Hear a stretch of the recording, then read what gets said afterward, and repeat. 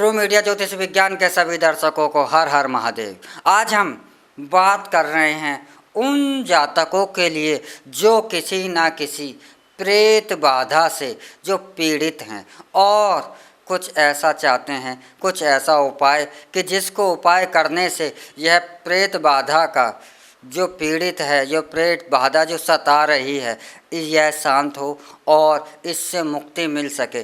तो प्रेत बाधा के जो लक्षण हैं हम अपने पिछले वीडियो में बता चुके हैं और वह लक्षण अगर आपके जीवन में दिखाई दे रहे हैं तो यह इस बात का सूचक होता है कि प्रेत बाधा से आप पीड़ित हैं।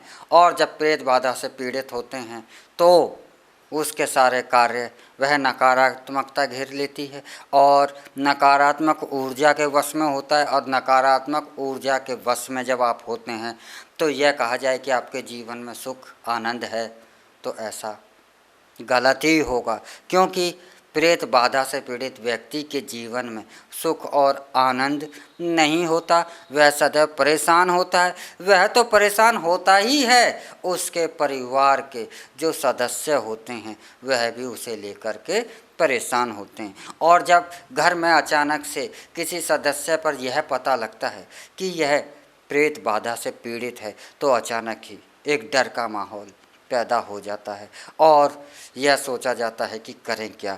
तो अधिकतर दर्शकों के जो अक्सर फ़ोन आते हैं तो वह इसी उपाय के लिए चाहते हैं कि अचानक से अगर किसी को प्रेत बाधा में पीड़ित हमें पता लगे तो हम तत्काल स्थिति में ऐसा कौन सा उपाय करें जिससे कि इस प्रेत बाधा की मुक्ति से अगर हमें तत्काल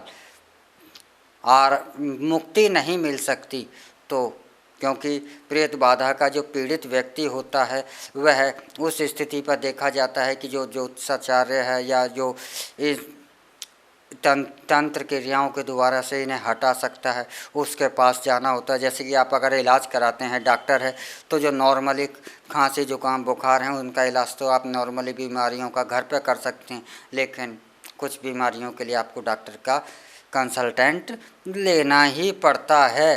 तो आप ऐसी स्थिति में क्या करते हैं? अगर साधारण प्रेत बाधा है या आपको नई नई प्रेत बाधा लगी है या आपको ऐसा एहसास हो रहा है कि मैं प्रेत बाधा से पीड़ित हूँ, तो आप इस उपाय को अवश्य ही करेंगे। इस उपाय को करने से कितनी भी तगड़ी प्रेत बाधा हो वह अगर हटती नहीं है तो कुछ समय के लिए आपको अवश्य ही आराम दिला देगी। और अगर नई प्रेत बाधा से आप नए नए ही जुड़े हैं तो यह आप इससे आपको मुक्ति भी मिल जाएगी।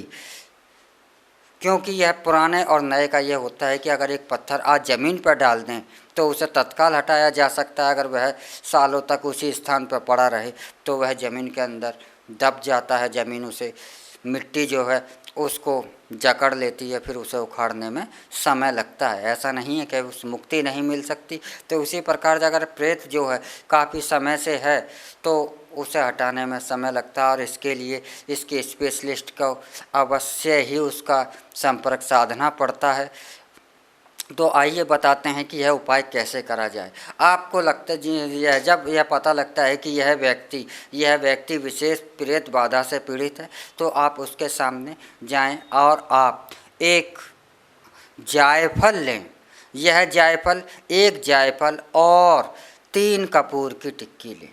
यह एक जायफल और 3 कपूर की टिक्की आप अपने हाथ की मुट्ठी में बंद कर लें और आप हनुमान जी का कोई भी मंत्र, माँ काली का कोई भी मंत्र, भगवान शिव का कोई भी मंत्र, आप जिसे भी अपना इष्ट मानते हैं, जिसके की भी आप आराधना करते हैं, जिसको भी आप अपना इष्ट देवता मानते हैं, आप उसका नाम लेते हुए, जैसे कि हनुमान जी के हैं तो आप हनुमान जी का ही कोई मंत्र या उनसे प्रार्थना करते हुए पीड़ित व्यक्ति पर 7 बार उसारें। 7 बार उसारने का अर्थ है कि उसके सर के चारों ओर आप एक जायफल और 3 कपूर मुट्ठी में बंद कर 3 टिक्की को आप उसके ऊपर से अपने इष्ट देवता का मंत्र का या अपने इष्ट देवता से प्रार्थना करते हुए आप उससे 7 बार उसार कर उसके सामने ही वह 3 कपूर और जायफल को उसके सामने ही रख कर उसे आग लगा दें। आप जब आग लगाएं तो यह ध्यान रखें कि वह कपूर और जायफल पूरा का पूरा ही जल जाना चाहिए।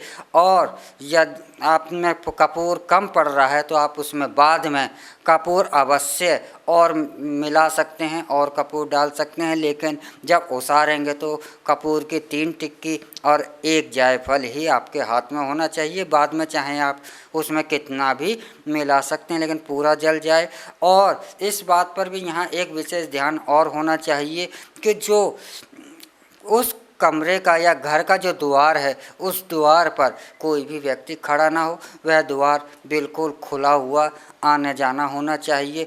और ऐसा करने के बाद, उसे जलाने के बाद उस व्यक्ति को वहीं पर छोड़ करके आप अकेला छोड़कर उस कमरे से 5 मिनट के लिए आप अवश्य ही बाहर निकल जाएं और रास्ते में कोई भी अवरोध ना हो। जैसे कि द्वार है तो आप द्वार पर ना खड़े हों, द्वार से अलग हट के खड़े हो जाएं ताकि आवागमन का जो मार्ग है यह अवरुद्ध ना हो। तो आप यदि ऐसा करते हैं तो जो प्रेत बाधा है वह तत्काल ही उस व्यक्ति को छोड़ देती है।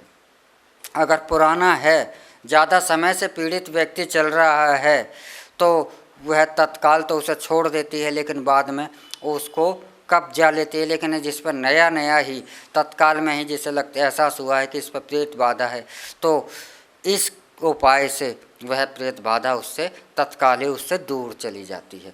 तो प्रेत बाधा, यदि आपको एहसास होता है कि यह व्यक्ति प्रेत बाधा से पीड़ित है तो आप इस उपाय को आप करते हैं तो अवश्य ही पीड़ित व्यक्ति को अवश्य ही शांति मिलेगी और वह इससे मुक्त होगा। तो आप अवश्य ही प्रेत बाधा से पीड़ित व्यक्ति पर यह प्रयोग कर सकते हैं, यह उपाय कर सकते हैं और इस उपाय को करने से उस व्यक्ति को अवश्य ही शांति प्राप्त होगी। इसी के साथ हम आपसे विदा लेते हैं। अगले एपिसोड में हम फिर मिलेंगे एक नए विषय के साथ, एक नई जानकारी के साथ।